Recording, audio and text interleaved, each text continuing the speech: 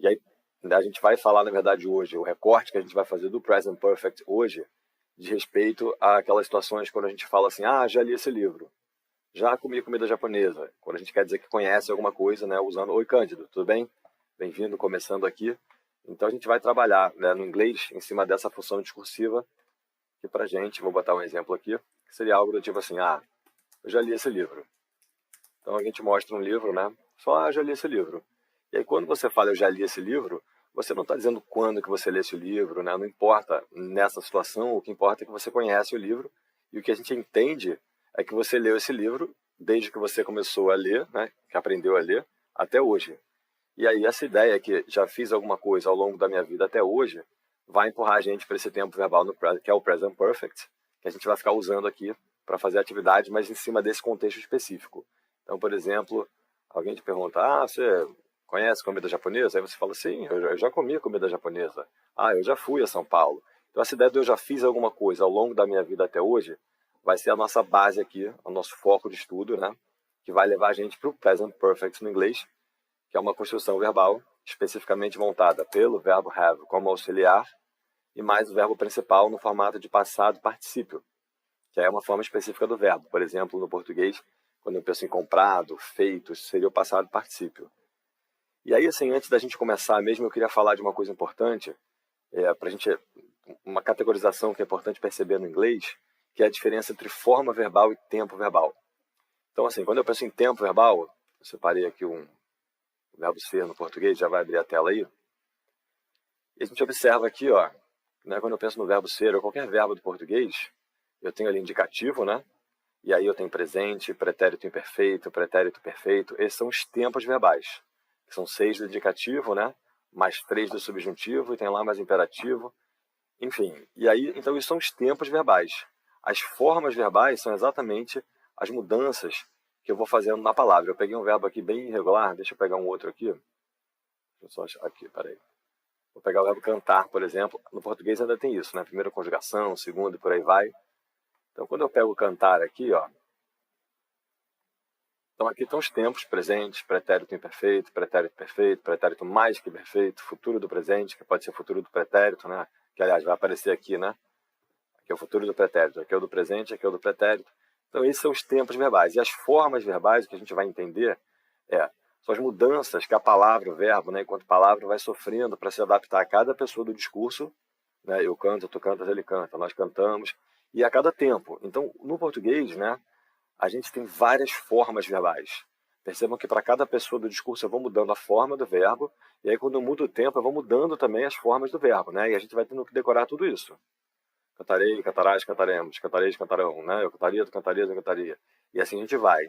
No inglês não existe essa linha de pensamento, porque no inglês o verbo só tem 3 formas. Ou seja, ele não vai variar desse monte de formas que, que vão acontecendo aqui no português. Então, vou pegar o verbo, por exemplo, write, que é um verbo irregular no português, que vai ficar, né, vai ilustrar bastante o que seriam essas 3 formas do verbo write. No inglês, você só vai se deparar com o verbo write sendo modificado quando ele vem para isso e quando ele vem para isso. E essa primeira forma aqui, ela pode sofrer uma variação de S ou ela pode ganhar um ING. E acabou. Tudo aquilo, esse monte de coisa, 3 vezes 6, vezes uma PG que vai fazendo aqui, né? Você tem aqui quanto? 6, mais 6, né? Vem 12, 18 e por aí vai. Quer dizer, uma PA, na verdade, né? Progressão aritmética. Então, são várias formas. No inglês, não. E como é que eu vou fazer o futuro? Aí você tem os verbos auxiliares, né? Como a gente pode falar, por exemplo, eu jogarei ou eu vou jogar. Então, no inglês futuro, por exemplo, você monta com auxiliar mais uma dessas formas. Então, isso aqui, para efeito, né, do que você tem que memorar de formas, é muito pouco. Né? Isso porque eu ainda peguei um verbo irregular. Porque se a gente pega um verbo regular, o verbo work, olha o que vai acontecer. Como ele é regular, eu sei que ele vai para a segunda forma com ED, e ele vai para a terceira forma também com ED. Ou seja, né, ele não muda daqui para lá, e eu já sei que tem um padrão de botar o ED, e ele pode variar aqui ganhando S na conjugação da terceira pessoa de singular, ou ING, para virar um gerúndio, um adjetivo, um substantivo, enfim. Por que eu estou falando essas formas verbais? Porque hoje, né, para fazer a atividade que a gente vai fazer para montar o Present Perfect, a gente precisa usar a terceira forma do verbo. né? E aí, se for um regular, moleza, que eu sei que é com ED. Mas se for um verbo irregular, eu tenho que saber que são poucos, né? Quando você compara com a grande dimensão dos verbos, tem muito mais verbo regular do que irregular. E aí, então, por exemplo, eu quero pegar o verbo eat. Então eu sei que ele é irregular, eu sei que ele vai variar dessa maneira no inglês. Ó. E acabou. E aí eu olho, alguém fala para mim, você, né, já ouviu falar sobre comida japonesa? E eu falo, eu já comi comida japonesa. Ao longo da minha vida até hoje, né? Aí, como é que eu vou montar essa ideia no inglês? Com o present perfect, né? E como é que eu monto isso estruturalmente? Vou pegar o verbo have como auxiliar, que não vai aparecer como tenho aqui. Assim que eu completar aqui, ele vai mudar isso aqui. Eu vou falar assim, I have eaten Japanese food. Quando eu venho para esse I've eaten Japanese food, que ele botou aqui, ó, eu comi comida japonesa, é a nossa ideia de eu já comi comida japonesa, eu conheço comida japonesa. Nessa situação não é importante dizer quando, não importa. Né? É só para você mostrar que conhece. Então, em cima dessa estrutura que a gente vai trabalhar, e aí a gente vai trabalhar, né, logo no comecinho aqui, pensando no verbo to be, né, que é o verbo ser ou estar. O verbo to be, ele é um verbo bem regular no inglês, porque ele não tem a primeira forma igual à forma original, né? Eu não conjugo ele I be. Né? Então ele vai variar na primeira forma em am, is ou are, vai depender do sujeito, ali da pessoa do discurso, né? I am, you are, he is, she is, e por aí vai. Na segunda forma, ele pode variar em was e were. E na terceira forma, ele vai para been, que é a forma que a gente vai usar hoje aqui. É o que vai interessar aqui para a gente poder montar o que precisa desse elemento aqui. Então, a gente vai pensar coisas do tipo assim, eu já fui a Brasília. Você sabe quando eu fui? Não. Né? Só disse que ao longo da minha vida até hoje eu já fui a Brasília, então é apropriado no inglês eu entrar com isso aqui. Ó. I've been to Brasília. Sabe que agora eu fiquei na dúvida se Brasília é com Z? Porque o Brasil é com Z em inglês. Agora eu fiquei na dúvida, deixa eu ver aqui no Google. Se Brasília também, eu acho que mudaria. Deixa eu ver. Brasil, vou botar aqui em inglês. Capital City.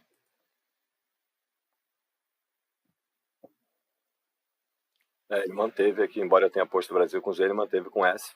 Então vou manter com S aqui. I've been to Brasília. Vou tirar o acento ali, porque em inglês não tem acento. Ok, tá ali. Esse I've been to Brasília, olha como ele apareceu aqui. Ó. Já estive em Brasília. Com a ideia de já fui a Brasília. Então isso aqui vai ser importante para a aula de hoje, pelo menos aqui para o início, porque a gente vai usar essa estrutura para dizer que já foi a algum lugar ou para que não foi algum lugar. Lembrando que eu estou pensando aqui ao longo da sua vida até hoje, e não no ano passado, 3 dias atrás, quando você era criança, isso não vai importar aqui para esse contexto, né?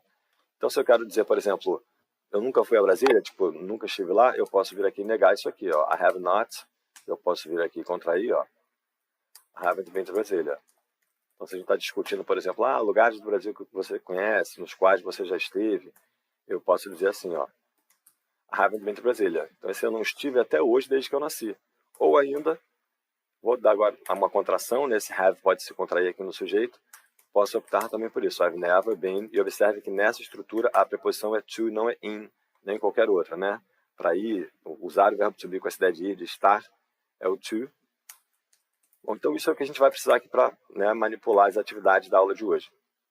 Pensar que a gente vai construir o present perfect, né, a montagem dele, por que a gente está usando ele para falar que já fez alguma coisa ao longo da vida até hoje. Já andei de helicóptero, present perfect. Andei de helicóptero no ano passado, simple past. Não é o que a gente quer. Se você gostaria de fazer uma doação para colaborar com melhorias técnicas do canal, nossa chave Pix é prmatos, com um T só, @hotmail.com. Obrigado.